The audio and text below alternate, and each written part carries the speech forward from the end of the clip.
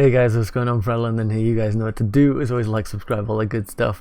We're going to be talking about a few different stories today, and one of them is massive, so make sure you stick around, watch the whole video. I think you'll enjoy.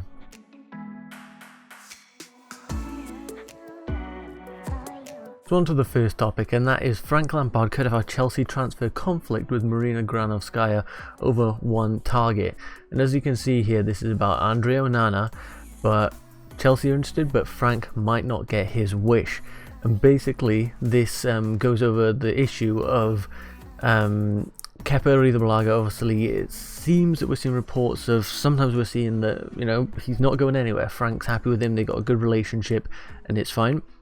But then there's other reports that are saying that Frank isn't happy with how Kepa's performed, obviously, because he should have performed better. But he thinks that it's time for him to go. He can't trust him as his number one keeper, so he wants a new keeper, and that is Andre Onana.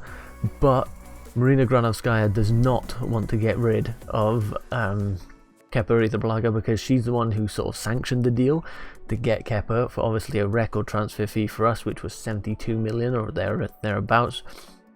And she doesn't want to see us lose a bunch of money on him, which is wise. It's definitely wise because she knows, she's a businesswoman, she knows that we're not going to get anything close to what we paid for Kepa if we sell him at the moment. So the issue is, Frank's like, no, I don't want him, get rid of him. I want Andre Onana. He's, he's cheaper. He thinks he's probably better and thinks that's how he's going to have it happen.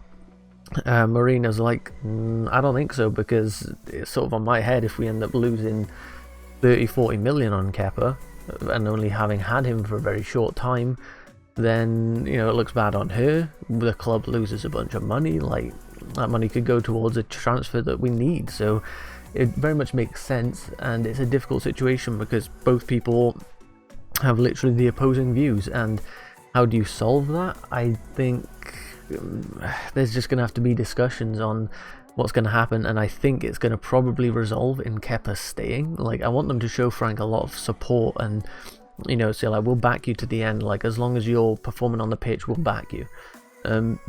And I think Frank has done a fairly good job of getting the players to perform on the pitch so far, so I think it makes sense to back him. But on this, I'm not sure, because we are going to lose a lot of money just selling Kepa like that. Maybe they can come to a conclusion of, like, give Kepa another season. If then he's not performing, then sure, you can get your wish, we'll get rid of Kepa. But if not, then he stays, and then maybe we try and bring Onana in as a competitor for him then. Maybe that would be possible, but what if Onana leaves this season and goes somewhere else? So a lot of problems, because Frank definitely wants his man and doesn't want Kepa according to these reports, and Marina definitely wants to keep her man and not get the other man. So very difficult situation. I'm interested to see how it'll be resolved, because obviously we're going to see, because there'll be talks of Kepa transfer coming out and more links to us being bringing in Onana if this is true. So we'll see how this develops. Personally, I think in my situation I'd like to have both, but if that's not possible, then I would just stick with Kepa.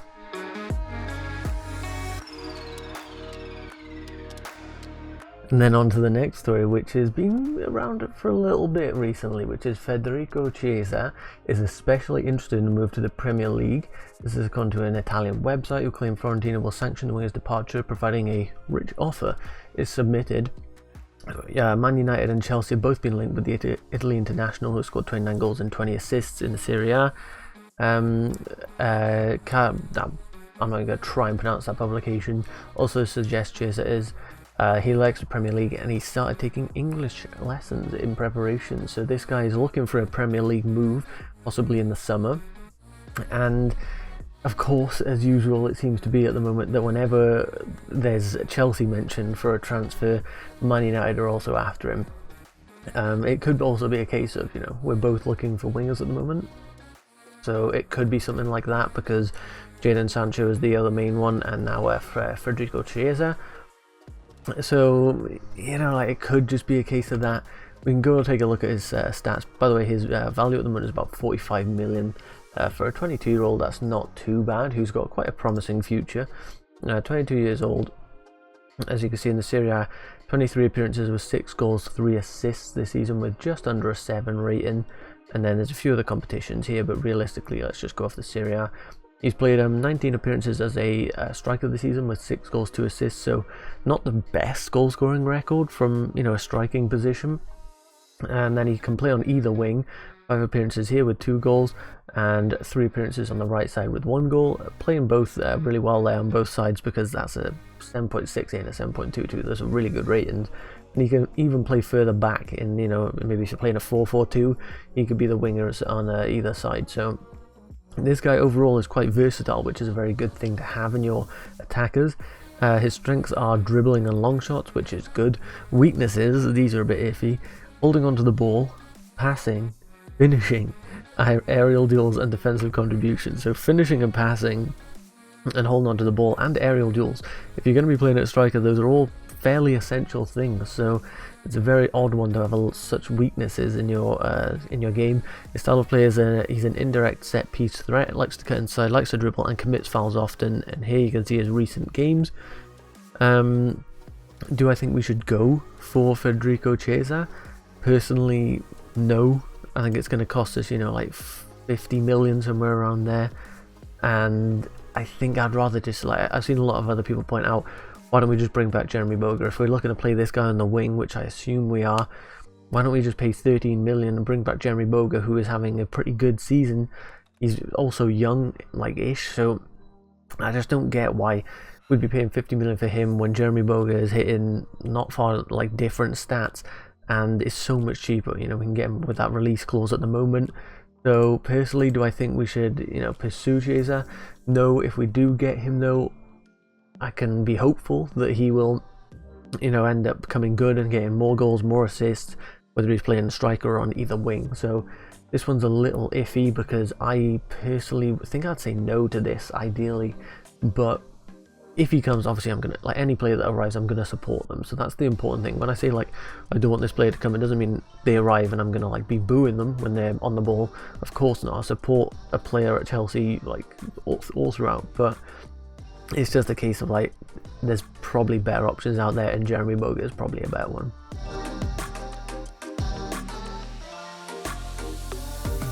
And then here's the big story, guys. Jadon Sancho Dilemma. Chelsea target Jadon Sancho wants a move to London this summer, despite reports suggesting the striker is close to signing for Manchester United.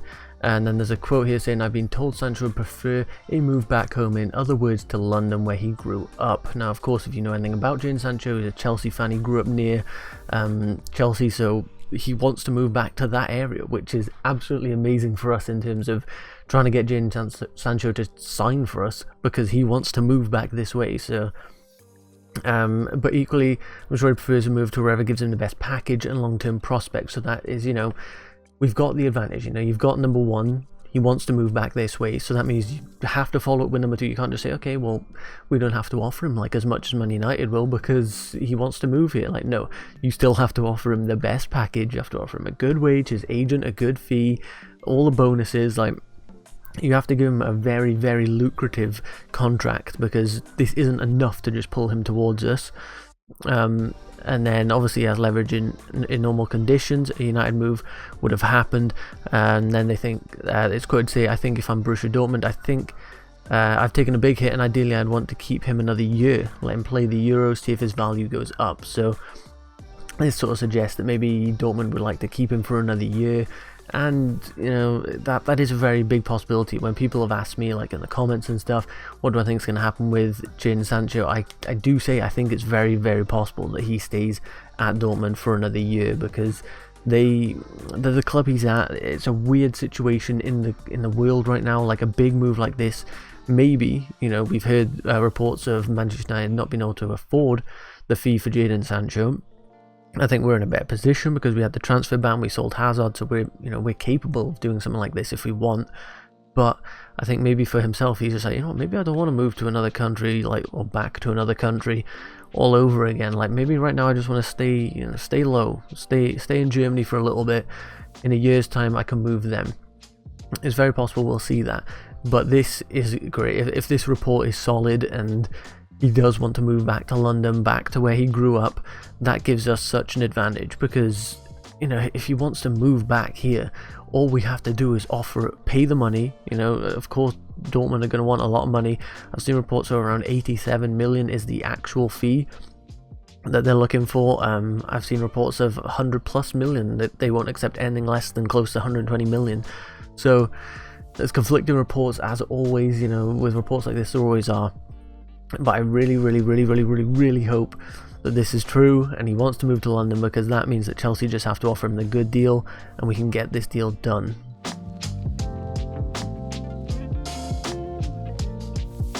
And then on to the next topic, and that is Georgieno to Juventus.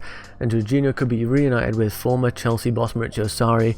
Of course, we know that he followed Sarri from Napoli to Stamford Bridge on a 5-year deal for £57 million. But now the reports are Juventus have opened talks with the Italian's agent over a £35 million transfer, which is weird. Like, I don't see why we have any obligation to sell Georgieno. He seems fairly happy here. Like, I don't think he'd want to push a move.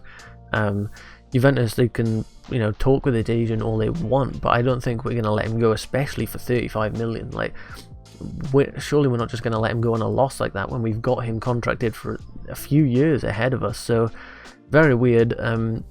Apparently, Sarri is very keen to do so again, to get him to move from club to club just to follow Sarri. I think at some point Georgieno just needs to ditch the man. Like, come on, you can't follow a manager around your whole career. I get that, you've got a good working relationship, but it's very strange to just follow a manager wherever they go. Like, Willian's trying to do it at the moment with Mourinho going to Tottenham. But I don't think this is going to happen. I think Georgieno's happy here. I think Frank has got good plans for Georgieno. I think 35 million is not enough to start with, and we have no obligation to sell. He's only 28, so it's not like he's gonna be retiring anytime soon, or he's gonna be getting old and slowing down even more than he already is. He is pretty slow, but it's a weird one. I just don't see this deal happening. I'm thinking this is just a load of waffle. If it is true, then I don't think we're going to accept 35 million unless we've got plans to bring, Billy Gilmore right into the first team or something like that. But in general, do I think this will happen? No. Do I want it to happen? No.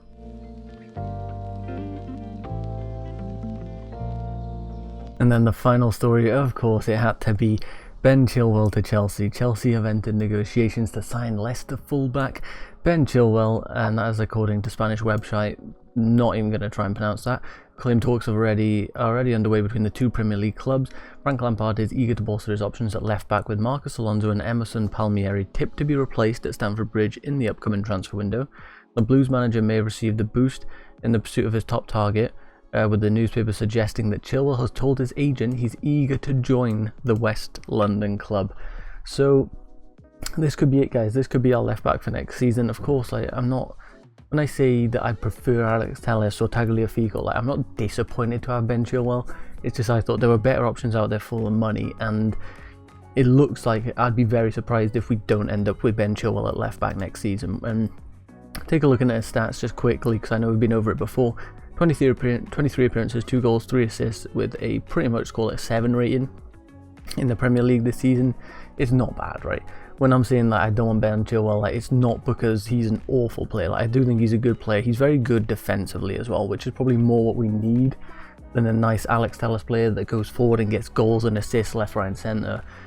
But I'm disappointed it's not going to be Alex Telles, but it's what we're dealing with, Ben Chilwell to Chelsea. It seems like that is going to be the one that we're stuck with for this season.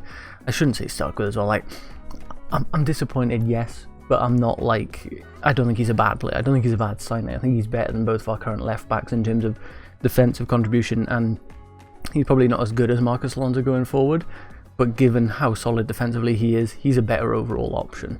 So 23 years old, of course, got time to improve as well. He's another English lad, so he'll get along well with Mason Mount, Fikayo Tomori, and Tammy Abraham, Reece James. We got a lot of English lads in the team, so it will be good. Of course, he's strong in the air, which is good. Concentration is strong, which is something we've been lacking a little bit in the defence. Sometimes, defending set pieces, concentration was a little lackluster. His weaknesses can be holding onto the ball and tackling, which definitely will need to improve, especially towards the end of the season, because he did drop off a little bit with Leicester. Style of players he likes to dribble, likes to play short passes, and does not dive into tackles. So I'm not disappointed. I am I'm not disappointed to have Ben Chilwell. I'm disappointed that we're not getting Alex Telles. It doesn't necessarily mean I think Ben Chilwell is a bad player. But there you have it, guys. That is going to be the end of the video. If you did enjoy, be sure to leave a like, subscribe, all that good stuff. I'll catch you in the next one. Goodbye.